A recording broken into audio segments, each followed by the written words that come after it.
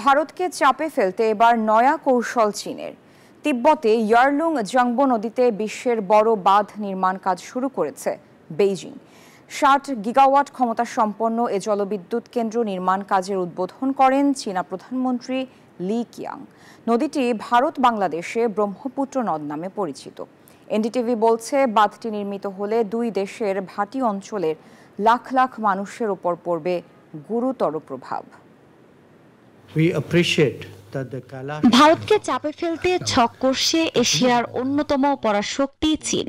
এরই অংশ হিসেবে তিব্বতের ইয়ারলুং জাংবো নদীতে বিশ্বের সবচেয়ে বড় বাঁধ নির্মাণ কাজ শুরু করল বেইজিং, যা ভারত ও বাংলাদেশের ব্রহ্মপুত্র নদ নামে পরিচিত। আর এতেই কপালে চিন্তার ভাঁজ নয়াদিল্লির।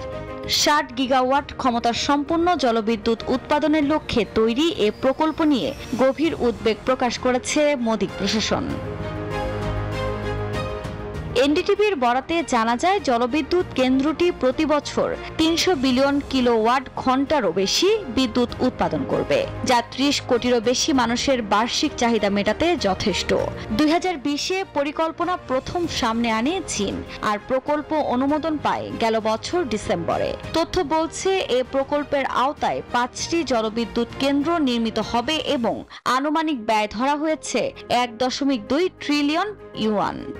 বান্ডেল থাকলে প্রতি সেনমানিতে টাকা বাঁচবে। বিকাশ সেনমানি বান্ডেল কিনে জিতুন প্রতি লেনদেনে।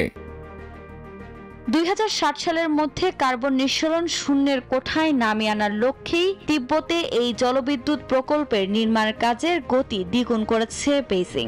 বিশ্লেষকদের আশঙ্কা, এ ধরনের মেঘা প্রকল্প পরিবেশগতভাবে সংবেদনশীল তিব্বত মালভূমিতে অপূরণীয় প্রভাব ফেলবে।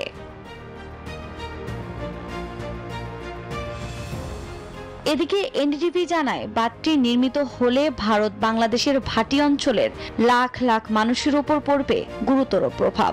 যদিও ভারত বলছে, উজানে কার্যক্রমের মাধ্যমে ব্রহ্মপুত্রের নিম্ন প্রবাহের দেশগুলোর স্বার্থ সংরক্ষণে চীনকে বার্তা দেওয়া হয়েছে।